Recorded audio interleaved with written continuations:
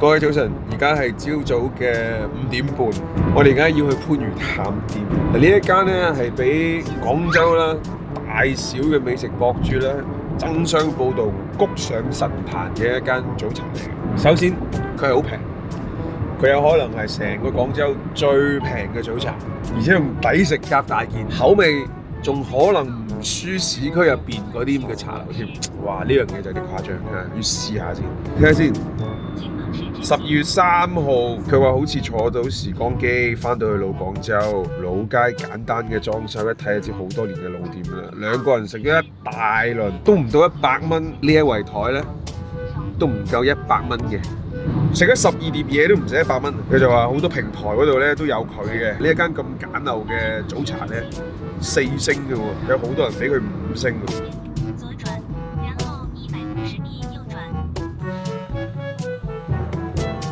好夜香咁早去過去啦，就係呢間度。喺門口停嗰啲摩托車，喺門口停嗰啲單車，證明裏邊應該都有啲人嘅。好，早晨。自己嚟啊？要自己嚟啊？係咪要自助啊？即係自己。係啊，師傅你好早嚟㗎，而家6點鐘啫。係啊，我好早嚟嘅。你哋飲早茶、晚飯、宵夜啊嘛。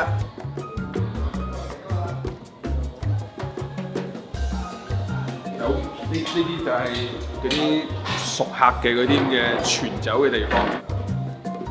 之前都好多人發上網㗎，即係嗰啲網頁啊。如果我印象之中，你可能第4批。咁犀利啊！幾多批？邊個嚟嘅你都知啊？梗係啦，地膽啊呢個，番禺都係數一數二啊！係啊，我哋食雞先過嚟嘅。有冰有嚟。唔使錢嘅茶位，茶位唔使錢啊？唔使㗎，自己沖㗎啦。自己沖。哇，開水。哦，咁啊，據了解咧，呢度啊茶位係唔使錢嘅，咁啊呢度已經慳咗一個人都慳咗幾蚊啦，係嘛？最起碼慳3蚊啦，係嘛？一個人慳3蚊，3個人就慳9蚊，9蚊雞又可以食碟牛肉燕啦。既然唔使錢就不多學啦。係啊，即係自己攞啦。最難手係咩？中意食嘅牛丸咧，牛肉丸都係自己整嘅，都係自己整嘅。切完咧，各攞一碟得啦。即係而家好多咧，你坐低落單即點即蒸。咁但係咧，你要乜嘢咧？你唔係話點嘅，佢會攞到埋嚟俾你面前揀嘅。熱辣辣、新鮮滾熱辣。以前喺茶樓就係推部車仔出嚟，一兜嘢全部咁啊放晒喺上邊，啲人係轟嗰聲搶。咁呢一種風貌咧，其實就係以前舊式嘅茶樓嘅嗰種風貌。嗱呢啲咧，阿姨都話啦，有一啲咧係手工整嘅，有一啲係凍品嘅，乾蒸啊，呢啲鬆藝餃啊，呢啲丸啊，呢啲肉餅啊，就係自己整嘅。嚟試下乾蒸先，手工乾蒸，都唔算醜樣㗎啦。不過不失嘅肉味，但係好實咯，粉都係輕有啲多。呢種乾蒸嘅感覺咧，就似啲肉丸啊同埋肉餅咁樣樣咯。啲蘿蔔木耳啊，啲料都比較多嘅。都係鳳爪啱啊！鳳爪攞2碟。豬手唔使啦。哦，呢啲牛丸睇落就唔係凍品啦，啲睇落自己整啊。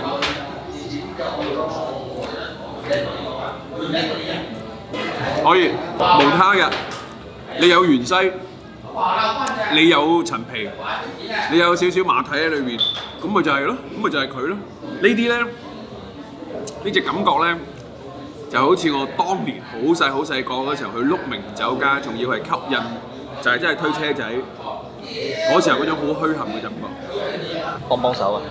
成嚿嚟啊，成碟喺呢一度咧。係唔使咁樣樣，係成碟嚟嘅。做咩？睇我哋唔起啊！一人一碟，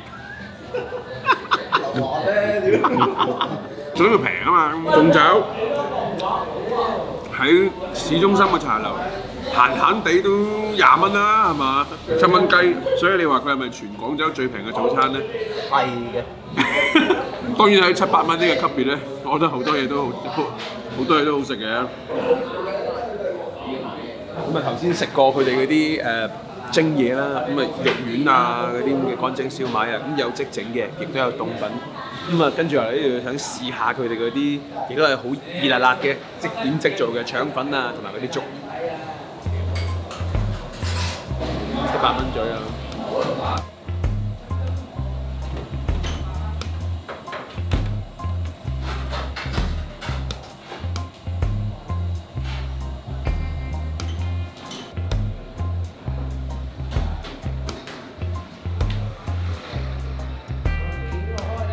呢兜嘢7蚊雞，皮蛋瘦肉粥，料係應該 OK 嘅啦。首先份量係 OK 嘅，皮蛋夠大嚿，咁但係其實都唔差。嗱呢一碟咧，我睇到啦，我哋呢個鴛鴦腸，咁啊佢啲用料咧真係好足嘅。你睇下呢嚿肉，呢啲唔係肉碎，嗱出邊7蚊左右咧，可能係啲肉末，叫肉末腸粉。佢呢度咧叫肉條啦，肉扒就有啲誇張嘅肉條腸粉。呢邊係腸粉，呢邊係肉，幾好，綿綿滑滑，但係又唔算話好有特別嘅嗰種口感。咁但係佢哋嘅份量啦，佢哋嘅味道啦，我係好中意嘅。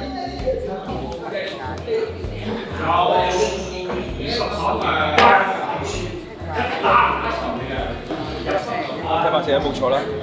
廣州你都好難揾啊！係啊，市中心好難嘅，好難揾嚟嘅。咁佢點賺錢咧？呢個場地係自己嘅，所以就冇鋪租啦。係啦，唔使鋪租，咁佢咪嗰個經營壓力咪可以減輕啲咯。以後啲親戚翻嚟，即係喺外地翻嚟廣州，即係如果咁啱得咁巧，你嗰個月係比較拮據嘅話，你打車過嚟，有氣氛啊喺度，傳統啊好難揾到㗎，呢度好得啊，過嚟試下啦，又平又有特色係嘛？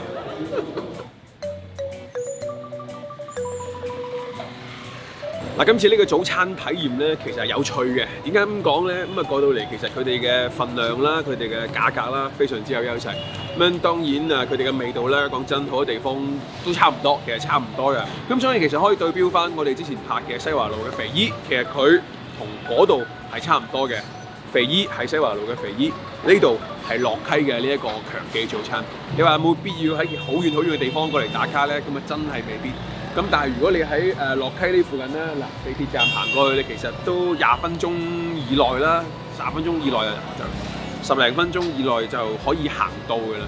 咁啊，但係又講翻轉頭啦，因為呢間嘢咧俾好多一啲網紅嘅一啲大咖啦去吹捧啦，就話哇好犀利，好多人排隊，好火爆啊，要搶位要等位啊。嗱呢樣嘢我哋睇唔到嘅，到最尾有一個戴住口罩嘅股東咧就係話：誒咁早過嚟食呢嗰間嘢啊！